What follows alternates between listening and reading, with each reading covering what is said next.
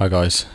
So I wanted to talk about my experience with opiates, which has been fairly minimal. I'm not counting kratom as an opiate. I guess maybe it technically is, but it's quite different to other ones in my experience. So my first experience with opiates was with tramadol.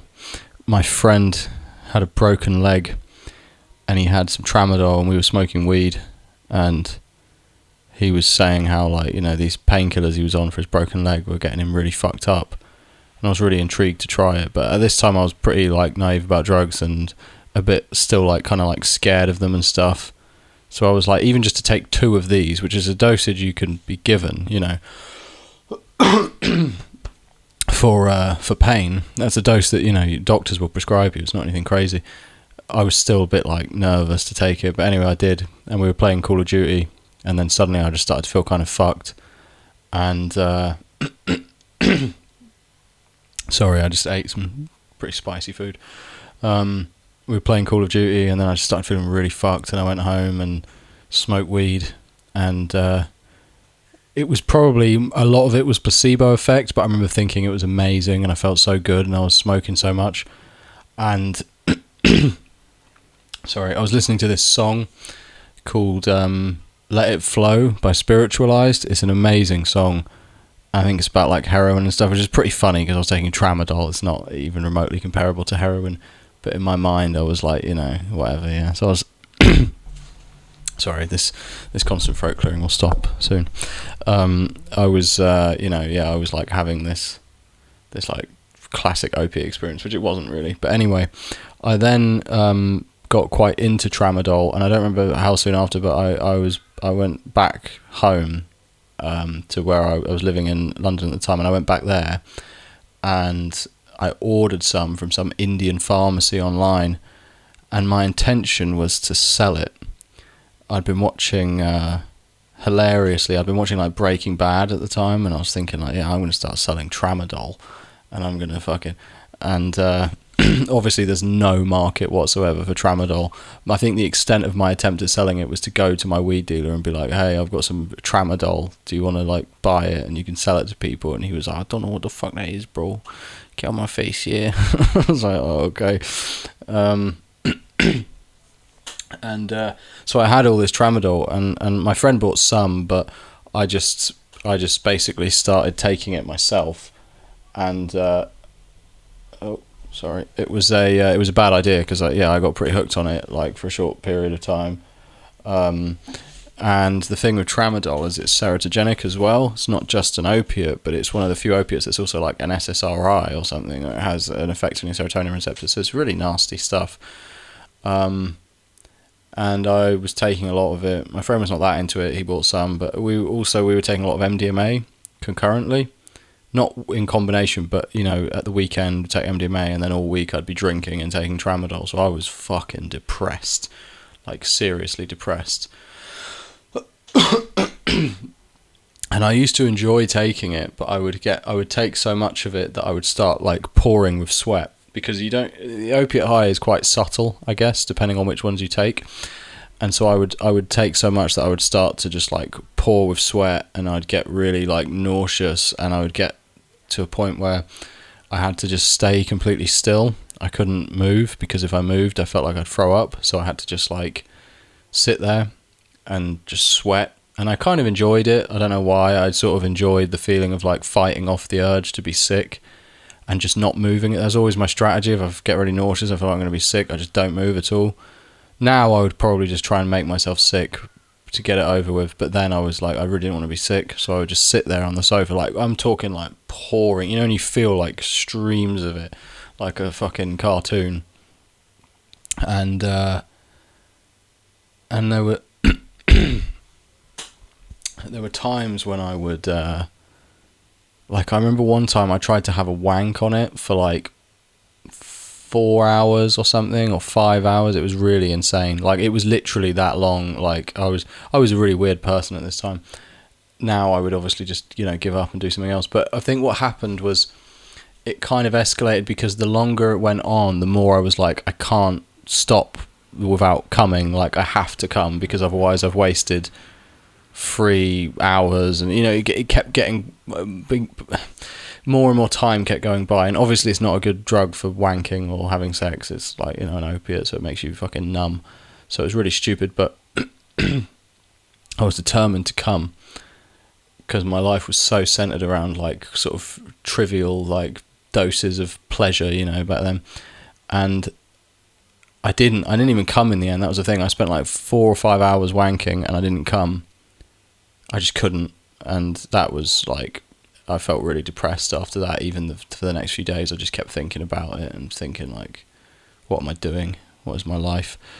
And that culminated in me getting very depressed. And I wouldn't say it was a really severe addiction in the grand scheme of things. It was short-lived. But it was not very good anyway. And yeah, so I stopped taking that. I stopped taking it because of that, really, and it was sort of a bit of a motivation for me to like sort myself out a little bit in general. Like after I got off that, I mentioned this actually in my book, Practical Strategies for Better Mental Health. I'll put a link in the description. You can get it on Amazon or whatever. It was a good catalyst in a way. But anyway, then years later, I got some, I believe it's called DHC, dihydrocodeine. And it's not the same as codeine, but it's like similar or something. I don't know. It's a very, very mild kind of shitty opiate. It's like one step up from an over-the-counter thing, basically. It's like it's considered not that, it's not hugely addictive compared to others. It's not very strong. It's not that nice. It's just, like it does give you some kind of opiate high. And me and my girlfriend started using this, and we would just watch the worst shit on TV and just take this. It was pretty fun, because the thing I like about opiates is like you can eat food and you can just chill out, and you can kind of do things you would normally do. You can relax, but you just feel better, and you have a sense of like peace. But I know that it's one of the drugs I've in recent years stayed away from, along with benzos, because I know that like I would really, really like it, and I'd have a really hard time getting off it, because it sort of solves all my problems, and I just don't. I know that I would be very problematic with both. But yeah, we were watching this show, Lennon Ainsley's Big Food Adventure. Fuck me, it's the worst TV show ever made. And we were watching this, and I was taking loads of this DHC, and I remember my girlfriend turned around at one point, and I was just like, I was just grey, and sweat was like pouring down my face. I was completely soaked. I was completely grey, and she was like, what the fuck is happening? Like, she started freaking out immediately, and I was just like, I was doing my thing where I didn't want to move. I don't want to expend any energy because I don't want to be sick. And I was like, don't worry, it's fine, it's normal, it happens all the time, just ignore it, please, I don't want to talk, it's fine, it's completely normal. And she was just like, are you sure? And I was like, yeah, it's fine, just don't look at me, just don't speak to me. She was like, okay. And then I just was able to convince her to just ignore it and leave me alone and just watch TV, And I sat for a while, and it like eventually, like wore off. I remember one time we were on it, and we were going to McDonald's. I guess we were taking too much and making ourselves sick, and we went to McDonald's. And I remember, like, we were just a fucking mess when we went there. Like, we were, like, by the time we got there, we were both really, really sick. We decided we wanted to just get, like, a really big McDonald's order. And we were really fucking sick. Like, we were, like, so ill. And both thinking we were going to vomit. But we were nearly there, and we were like, should we just go home? And then we thought, well, we're going to have to walk back anyway. We might as well get our McDonald's, because we'll be so disappointed if we don't have it. And we got in, and then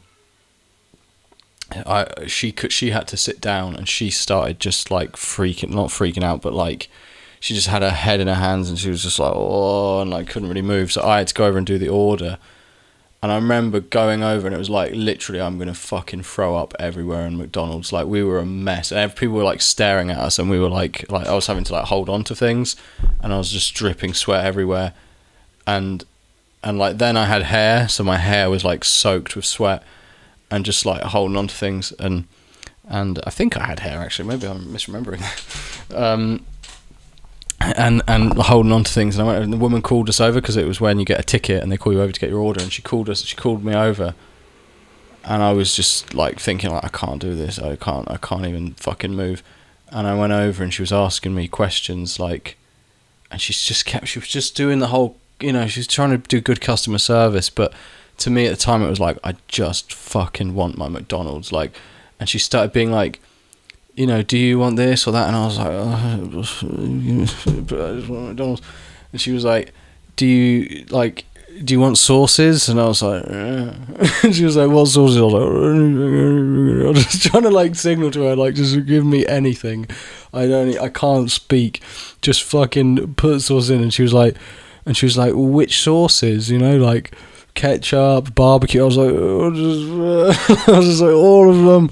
I was having like any sauce, and like trying to fucking get out of there, and everyone was staring at us like, these two are fucking freaks. Like, she was sat at the table and she had her head in her hands like this, like she was just like on the table, and we went home and we had our McDonald's and it was fine, and it was very fun. Like, it was fun to just like, even now I'm thinking, oh, that sounds nice, getting sick from opiates and going home and eating McDonald's and watching something horrible on TV, but at the same time it's not a very good way to spend your time, and it's pretty bad for you and fucking addictive. So I've yet to try. Well, I shouldn't say I've yet to try. I'm hopefully never going to try like stronger opiates, because I really like it. I like the opiate high, and I've just, so many people I've known, not known personally, but like seen.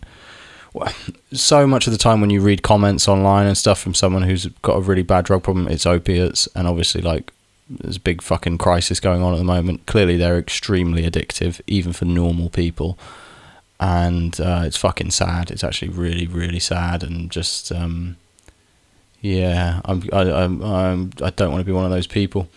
So I think it's a path that it's better to just not go down, personally. Like, I don't think there really are people that can withstand the addiction, or fight it off. I know there's that Dr. Carl Hart guy. I think he says he uses heroin and like it's not a big deal to him or whatever, but either that is the exception and it's a very small number of people that can actually maintain that, or it's just something like it's an inevitability waiting to happen, like, and people can fight it off for a while and eventually they're sort of lying to themselves and then they succumb to it. I think that's the problem with a lot of those drugs of that nature, things that you can take every day.